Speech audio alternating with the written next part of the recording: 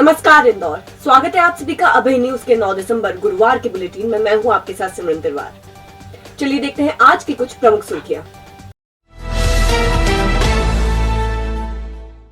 भोपाल और इंदौर में police commissioner system का नोटिफिकेशन गुरुवार की शाम जारी कर दिया गया है। नए सिस्टम में पुलिस के अधिकार बढ़ेंगे, लेकिन राज्य पुलिस सेवा के अफसरों के अधिकारों में कटौती हो सकती है। भोपाल के 38 और इंदौर के 36 थाने पुलिस कमिश्नर के दायरे में रहेंगे। एडीजीपी रैंक के अफसर पुलिस कमिश्नर होंगे। गुरुवार शाम नोटिफिकेशन जारी होते ही इंदौर और भोपाल में पुलिस कमिश्नर प्रणाली लागू होने का रास्ता साफ हो गया है। फिलहाल भोपाल और इंदौर में एसएसपी सिस्टम लागू था। एएसपी डीआईजी रैंक के अधिकारी होते थे। भोपाल और इंदौर को 4 क्षेत्रों में बांटकर 4 आईपीएस अफसर बतौर एसपी कमान संभालते थे। पुलिस कमिश्नर सिस्टम लागू होते ही एडीजी या आईजी रैंक के अफसर कमिश्नर बनेंगे। उनके अंडर में 2 ज्वाइंट कमिश्नर होंगे। ज्वाइंट कमिश्नर डीआईजी रैंक के होंगे। इसी तरह 8 डिप्टी कमिश्नर होंगे। ये एसपी या आईपीएस अफसर होंगे। इनके अंडर में 12 एसपी होंगे। ये एडिशनल एसपी स्तर के अधिकारी होंगे। इनके अंडर में 30 एएसपी या डीसीपी होंगे। इस तरह अफसरों की भरमार होगी और इसका असर मौजूदा अफसरों के कार्य क्षेत्र पर पड़ेगा। कमिश्नर प्रणाली में सीएसपी स्तर के अधिकारी के पास 2 थाने होंगे, जबकि एएसपी स्तर के अधिकारी के पास 4 थानों का प्रभार हो सकता है। फिलहाल इंदौर के 36 और भोपाल के 38 थानों में कमिश्नर सिस्टम को लागू किया गया है। ताजा बदलाव के बाद राज्य पुलिस सेवा के अधिकारियों के अधिकारों में कटौती होगी और इसका असर उनके काम पर भी दिखेगा। फिलहाल देश के 71 शहरों में पुलिस कमिश्नर प्रणाली लागू है। इसमें से 14 महानगर है। इंदौर और भोपाल में कमिश्नर सिस्टम की अधिसूचना जारी होने के बाद अब सबकी निगाह उन आईपीएस अधिकारियों पर होगी जिन्हें ये महत्वपूर्ण जिम्मेदारी मिल सकती है। इंदौर में हरि नारायण चारी मिश्रा और भोपाल में योगेश देशमुख बतौर कमिश्नर मैदान में वापसी कर सकते हैं। कोरोना अब डराने लगा है। संक्रमित मरीजों के लगातार आंकड़े बढ़ते जा रहे हैं। पिछले 24 घंटे में फिर से 7 नए संक्रमित मरीज सामने आए हैं। पिछले 8 दिनों में 41 मरीज मिले हैं। राहत की बात यह है कि बुधवार को 3 मरीजों को डिस्चार्ज भी किया गया है। अब एक्टिव मरीजों की संख्या 49 हो गई है। जिला प्रशासन लगातार शहरवासियों से अपील कर रहा है कि वे मास्क पहने, वैक्सीन का दूसरा डोज जरूर लगवाएं और अपना तथा दूसरों की सुरक्षा का ध्यान रखें। नए संक्रमित मरीजों के घर मेडिकल टीम पहुंचेगी और उनके कॉन्टैक्ट व ट्रैवल हिस्ट्री निकालने के साथ उन्हें हॉस्पिटल में एडमिट कराएगी। इसके साथ ही उनके परिवार व नजदीकी लोगों के सैंपल भी लिए जाएंगे। मां की डांट से एक किशोर इस कदर आहत हो गया कि उसने अपने घर की दूसरी मंजिल से छलांग लगा दी। परिजन उसे अस्पताल लेकर पहुंचे, लेकिन उसकी मौत हो गई। घटना बुधवार शाम तेजाजी नगर थाना क्षेत्र के बिचैली मर्दाना में हुई। गुरुवार को एमआईजी पुलिस ने पोस्टमार्टम करवाकर शव को परिजनों को सौंप दिया है। पुलिस के मुताबिक बिचैली मर्दाना में कालिंदी रोड स्थित ऋतुराज मल्टी में रहने वाले रमेश चापरे का 14 वर्षीय पुत्र राघव घर पर खेल रहा था। इसी दौरान माँ गुड्डी बाई वहाँ आई और उसे डांटना शुरू कर दिया। इसी बात से राघव इतना आहत हो गया कि उसने अपने घर की दूसरी मंजिल से छलांग लगा दी। इससे वो गंभीर घायल हो गया। परिजन उसे अस्पताल लेकर पहुंचे, जहाँ इलाज के दौरान उसकी मौत हो गई। एमआईजी थाना क्षेत्र के निजी अस्पताल में मौत होने के चलते एमआईजी पुलिस मामले की जांच कर रही है। वो बच्चे की माँ ने उसको आवाज दिया तो वो मार के डर के मारे बेटा भाग गया, तो कूद गया। कहाँ से? छत पर से। ये इनकी माँ ने बताया इनकी ने कि कुछ किसी कारण से उन्हें डांटा होगा, तो उस चक्कर में उसको शायद लगा कि मम्मी और मारेगी या कुछ रहेगा, तो छत से जाके कूद गया नीचे। उसके बाद में उन्हें एडमिट किया वहाँ लोकल के किसी हॉस्पिटल में। तो वहाँ उन्होंने बोला कि सीएचएल लेके चले आओ। सीएचएल लेके आई ये लोग, तो 1 घंटे बाद शायद इसकी डेथ हो गई थी।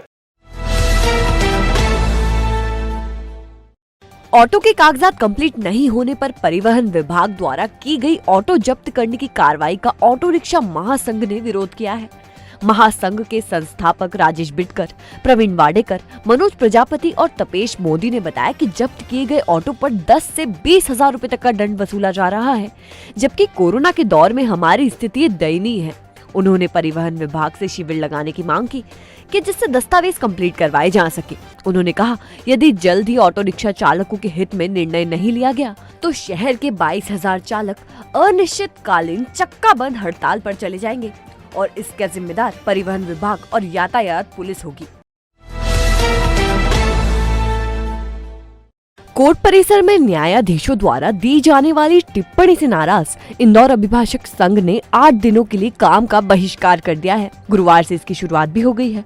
संघ के अध्यक्ष दिनेश पांडे ने बताया कि कई दिनों से जिला न्यायालय में न्यायाधीशों द्वारा गलत व्यवहार कर अभद्र टिप्पणियां की जा रही है, जिसके चलते अभिभाषक संघ की कार्यकारिणी की बैठक में न्यायालयीन कार्यों के बहिष्कार का निर्णय लिया गया है। उन्होंने नेशनल लोक अदालत के बहिष्कार की भी बात कही है। साथ ही 8 दिनों बाद फिर से कार्यकारिणी की बैठक लेकर आगे की रणनीति बनाई जाएगी। इंदौर अभिभाषक संघ के सम्माननीय सदस्यों के संग बोर्डों पे अभद्र व्यवहार किया जा रहा है, बदतमीजी की जाती है उनके द्वारा, श्रीमान जजों के द्वारा। इस कारण यह निर्णय लिया गया है। नेशनल लोक अदालत का हम लोगों ने पूर्ण रूप से बहिष्कार करा है और हम किसी भी रूप से अभिभाषक इस लोक अदालत को पूर्ण रूप से बहिष्कार करेगा, इसको करेंगे नहीं, उसका सहयोग नहीं करेंगे। हम हमारा यह निर्णय रहेगा कि आगामी अगर इस प्रकार की हमारी बात नहीं मानी गई तो ये मान के चले कि हम इसको, हमारी फिर साधारण सभा 8 दिन बाद होगी और उस साधारण सभा में जो निर्णय लिया जाएगा उसको हम आगे बढ़ाने का प्रयास करें।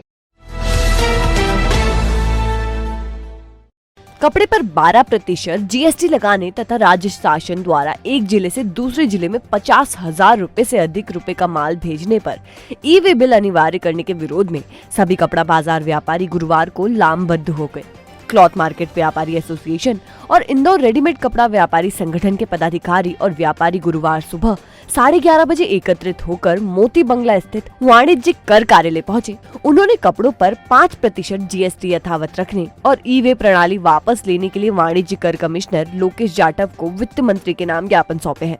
इस दौरान विरोध स्वरूप व्यापारियों ने 2 घंटे कारोबार भी बंद रखा। सरकार द्वारा पूर्व में 2017 में 5% जीएसटी किया गया था। व्यापारियों ने जैसे तैसे इसको अपने नेचर में ला करके अपने काम को प्रारंभ किया। 12% जीएसटी की पोजीशन में व्यापारी को लागत बहुत अधिक लगेगी और वो नहीं व्यवस्था कर सकता उसकी। इस चीज़ को कि 5% से 12% जो जीएसटी कर दिया गया है, एक तो उसको वापस लेवे सरकार, दूसरा ई-वे बिल लागू कर दिया गया है। ई-वे बिल व्यापारी इतना अधिक समझता नहीं है। ई-वे बिल लागू करने से 25 से 30 हज़ार रुपये महीने का हर व्यापारी के ऊपर एक लोड बढ़ेगा। इंदौर के कपड़े से संबंधित जितने भी व्यापारी संगठन हैं, चाहे वो रेडीमेड रिटेल व्यापारी एसोसिएशन हो, होलसेल व्यापारी एसोसिएशन हो, कपड़ा मार्केट व्यापारी एसोसिएशन हो, रिटेल शीतला माता बाजार व्यापारी एसोसिएशन और साटा बाजार व्यापारी एसोसिएशन, इस प्रकार सारे व्यापारी एसोसिएशन ने इसका विरोध दर्ज करवाया है और पूरे देश के अंदर इसका विरोध हो रहा है। तो हमारा अस्तित्व का सवाल है, तो पूरे देश में इसका विरोध हो रहा है और पूरे देश के व्यापारी संगठित हैं। 12% जीएसटी लागू कर दिया, जबकि सरकार को टैक्स कम करना चाहिए। एक सिद्धांत है कि टैक्स कम होगा, लोग चोरी कम करेंगे, टैक्स ज़्यादा आएगा। लेकिन ज़्यादा टैक्स होगा तो निश्चित रूप से चोरी बढ़ेगी और टैक्स कम आएगा। भी व्यापारी ई-वे बिल भर नहीं सकता है। व्यापार की परिस्थितियों को समझना चाहिए सरकार को। इंदौर की जो कपड़ा मंडी है उसमें आसपास की मंडी से लोग कपड़ा लेने आते हैं। दलाल 10 दुकानों से कपड़ा इकट्ठा करके गठान बांध के भेजता है, तो उसमें ई-वे बिल किसका लगेगा? इंदौर के पूर्वी क्षेत्र में अपराध रोकने के लिए पुलिस अब पुराने बदमाशों पर खास नजर रखेगी। वो ये देखेगी कि जेल से हाल ही में रिहा अपराधी क्या कर रहे हैं, कहीं वो वारदात को अंजाम तो नहीं दे रहे। इंदौर शहर में बढ़ते अपराधों को देखते हुए एसपी पूर्वी आशुतोष बागरी ने मास्टर प्लान तैयार किया है। इसके मुताबिक ऐसे अपराधियों की पहचान की जाएगी जो हाल ही में जेल से छूटे हैं। ऐसे अपराधियों के 1 साल का रिकॉर्ड खंगाला जाएगा। अभियान में ये देखा जा रहा है कि पिछले 1 साल की लूट, डकैती, चेन स्नेचिंग, स्मैक, मोबाइल लूट व अवैध हथियार जैसी घटनाओं में शामिल रहे हैं। उनकी सूची तैयार कर थाने लाकर उनके फिंगरप्रिंट लिए जा रहे हैं, ताकि इंदौर शहर में कोई भी घटना होती है तो आसानी से आरोपियों को पकड़ा जा सके। इसमें जो है जितने भी 1 साल के आरोपी रहे हैं जो कि लूट में, चेन स्नैचिंग में, मोबाइल स्नैचिंग में, डकैती की तैयारी में और स्मैक बेचते हुए या कि स्मैक का सेवन करते हुए, हथियार रखे हुए, आर्म्स एक्ट के जो भी केसेस रहे हैं और उसमें इनको जो है जेल भेजा गया। बाद में रिहा होकर के ये आ गए और फिर से जो है ऐसी सूचना है कि गलत गतिविधियों में लिप्त हो सकते हैं। उनकी सूची तैयार की गई है और सभी को इसमें वेरीफाई किया जा रहा है कि वर्तमान में इनकी गतिविधियाँ कैसी हैं और इनको थाने में ला करके और पूछताछ की जा रही है। इसके अलावा इनके जो फिंगरप्रिंट हैं और इस तरह की चीज़ें हैं वो भी कलेक्ट की जा रही हैं, ताकि यदि ये कोई अपराध करते हैं तो एक तो इनकी जमानत रद्द कराई जा सके और दूसरा जो है अपराध ये करते भी हैं तो भी इनकी जो है पकड़ में आसानी से आ सके।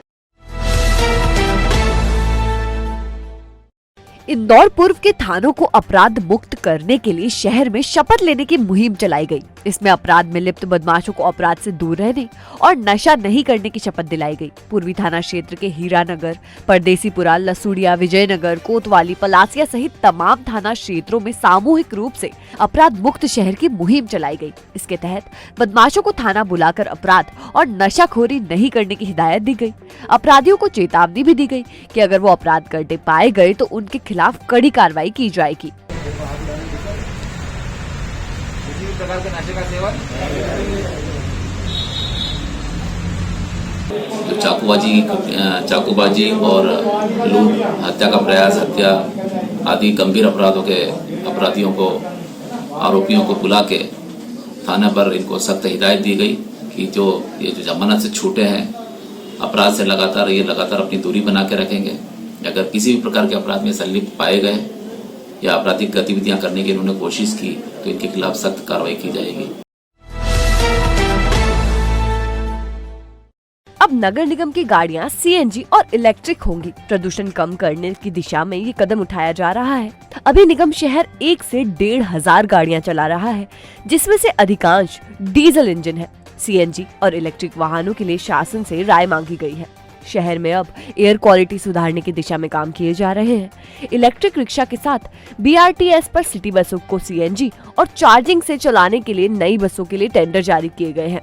अब इसी बीच नगर निगम में भी ऐसे 1,500 वाहन हैं, जिन्हें बदलने को लेकर रायशुमारी तेज हो गई है। कुछ दिन पहले सर्वे में निगम की कई गाड़ियां भंगार जैसी स्थिति में आने की बात हुई थी, जो प्रदूषण फैला रही है। शासन स्तर पर इसके लिए बातचीत की जा रही है।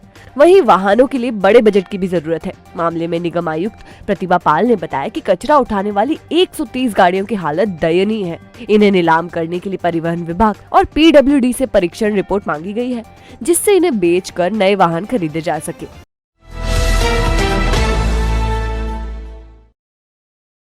मध्य प्रदेश के गृह मंत्री और इंदौर जिले के प्रभारी मंत्री डॉक्टर नरोत्तम मिश्रा गुरुवार सुबह इंदौर पहुंचे। कोरोना के नए वेरिएंट ओमिक्रॉन के बढ़ते खतरे को देखते हुए उन्होंने विभिन्न अस्पतालों में जाकर ऑक्सीजन प्लांट का निरीक्षण किया। मीडिया से चर्चा करते हुए उन्होंने सीडीएस बिपिन रावत को श्रद्धांजलि दी। उन्होंने कहा, एक सच्चा सेवक और सेनापति चला गया है। कल का दिन बड़ा दुखद और काला था। पंचायत चुनाव के सवाल पर उन्होंने कांग्रेस पर निशाना साधा। उन्होंने कहा, कांग्रेस पलायन कर रही है, कांग्रेस चुनाव से भाग रही है, कांग्रेस के राज्यसभा सांसद उसे रोकने में लगे हुए हैं। डेमोक्रेसी में सबसे छोटी इकाई पंचायत है और प्रजातंत्र सबसे नीचे पहुंचे। पहले भी कांग्रेस ने यही किया और चुनाव नहीं करवाए। अब भी कांग्रेस चाहती है कि चुनाव ना करवाए जाए, क्योंकि उन्हें हारने का डर है। एक जांबाज व्यक्ति आज हमारे बीच से चला गया, एक कर्तव्यनिष्ठ व्यक्ति हमारे बीच से चला गया, एक सेनापति हमारी सेना का चला गया, और उसके साथ में अन्य जो के परिवार की और साथी थे।